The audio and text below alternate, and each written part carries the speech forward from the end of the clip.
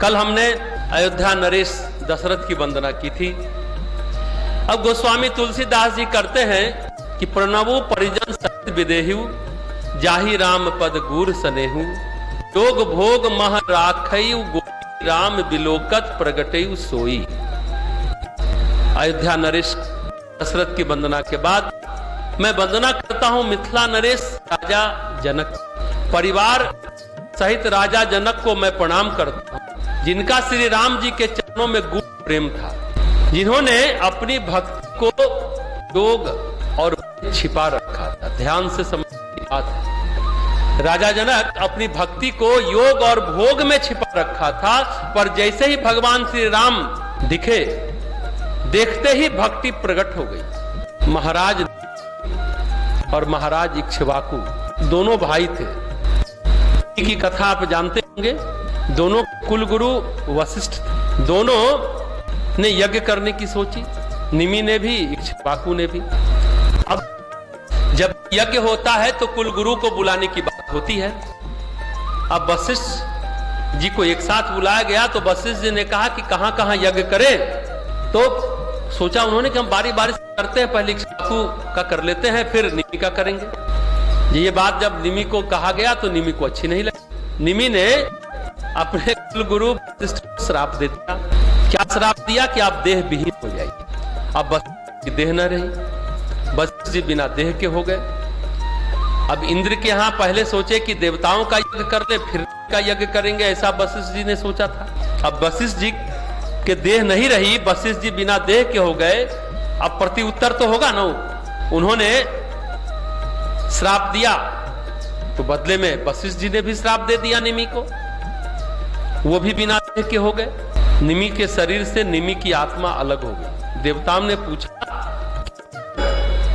वशिष्ठ ने कहा तुम्हारा यज्ञ करने गए तो श्राप मिल गया। तो ये निर्णय हुआ कि वशिष्ठ जी को फिर से जन्म लेना होगा। सभी देवताओं ने निर्णय लिया। इसके लिए मित्र और वरुण मिलकर के इस काम को करेंगे। घरे मित्र और वरुण, मित्र मतलब मित्र का अर्थ क्या होता है? मित्र का अर्थ होता है सूर्य, और वरुण मतलब जल। सूर्य देवता और वरुण देवता मिलकर के घड़े में उन्होंने कुछ किया और योग से वशिष्ठ को शरीर प्रदान किया। मित्र मतलब जैसा हमने बताया सूर्य मतलब जल, इसलिए वशिष्ठ को का नाम मैत्रा वरुण है। मैत्रा वरुण भी वशिष्ठ को कहा जाता।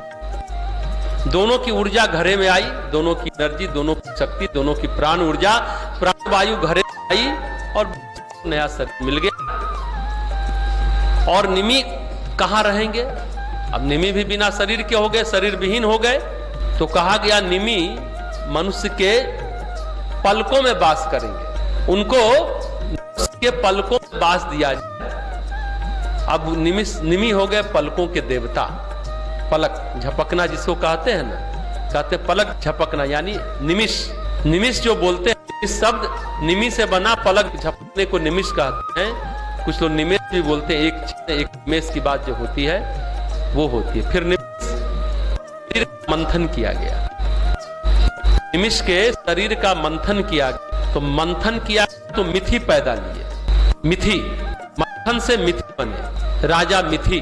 मंथन से मिथि, फिर वह जहां रहते थे, मिथि ने जहां राज किया वो अंचल क्या कहलाया बताइए? मिथि से मिथिला। जो ये चित्र है आपका, दरभंगा, मधुबनी, सहरसा, सुपौल, मधेपुरा, जो बोले खगड़िया, बेगूसराय तक, ये मिथिला हुआ। तो चूंकि वे देह रहित हो गए थे, इसलिए उनके वंश के लोग क्या कहलाएंगे? विदेह। इसलिए राजा जनक को विदेह भी कहा जाता है। निमि बिना देह के थे, इसलिए विदेह कहला। एक कथा इसमें है, मिथिला के नरेश को गुरुओं का संग बहुत मिला, वशिष्ठ का साथ मिला, लेकिन इस घटना के बाद वशिष्ठ मिथिला के कुल गुरु नहीं रहे। निमि ने अपना यज्ञ अलग शुरू किया और वशिष्ठ के जगह ऋषि गौतम को उन्होंने अपना कुल गुरु बनाया। और जब राजा जनक ने सीता माता की शादी में सतानंद को बुलाए थे, गौतम ऋषि के पुत्र को विवाह के लिए बुलाए थे, गौतम की पत्नी, अब गौतम क्यों नहीं आए? अब गौतम जब थे और कुल गुरु थे, पहले यज्ञ करा चुके, फिर सतानंद को क्यों पड़ा? इसके पीछे जो कथा है उसको भी समझने की कोशिश करेंगे। गौतम की पत्नी अहिल्या आई, गौतमी नहीं, गौतमी अलग है, अहिल्या। नासिक में कुंड में जहां त्र्यंबकेश्वर है ना, अहिल्या का स्थान वहां है। और जोड़ हिल्या, उसका हिल्या मतलब दोष, और मतलब नहीं, मतलब जो निर्दोष है वो है, बोलिए, अहिल्या। गौतम ऋषि पर प्रसन्न होकर ब्रह्मा जी ने अपने संकल्प से कन्या को जन्म दिया। कन्या तैयार की, बहुत सुंदर थी, उसके सौंदर्य को देखकर इंद्र मोहित हो गए थे।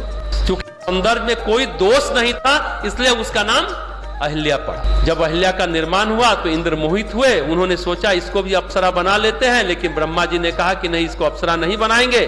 उन्होंने गौतम ऋषि के साथ इसका पानी ग्रहण संस्कार अहिल्या का कर दिया और अहिल्या उसके बाद धरती पर तपस्विनी का जीवन जीने लगी, बड़े सुखपूर्वक साधना करती थी और प्रसन्न रहती थी गौतम ऋषि के साथ। लेकिन इंद्र की कुदृष्टि अहिल्या पर थी। हमेशा गौतम ऋषि ब्रह्म मुहूर्त में स्नान को जाते थे नदी किनारे। एक दिन इंद्र ने गौतम ऋषि का वेश बनाकर अहिल्या की कुटी में पहुंच गए। गौतम जी तो नहाने चले गए थे। जब गौतम ऋषि लौट रहे थे स्नान के बाद, उन्होंने देखा कि एक और गौतम कुटिया से निकल रहा है। उन्होंने कहा, मूर्ख तू प्रकट हो तो तुम्हें मैं कर दूंगा। इंद्र के मारे प्रकट तो हो गए, लेकिन छुप गए, भाग गए। और इस गुस्से में उन्होंने अहिल्या को श्राप दे दिया। आप इस कहानी को जानते होंगे। और फलस्वरूप वो पाषाण यानी पत्थर की बन गई। अब जब गौतम ऋषि का गुस्सा ठंडा हुआ तो अहिल्या ने कहा, अब जब रघुवंश के राम आएंगे तब तुम्हारा उद्धार होगा, तब तुम्हारा कल्याण होगा। अभी आपने इस राम कथा में भी सुना, अहिल्या का उद्धार भगवान राम ने किया। उनके स्पर्श से वो फिर पाषाण से सामान्य मनुष्य की श्रेणी में आ गई।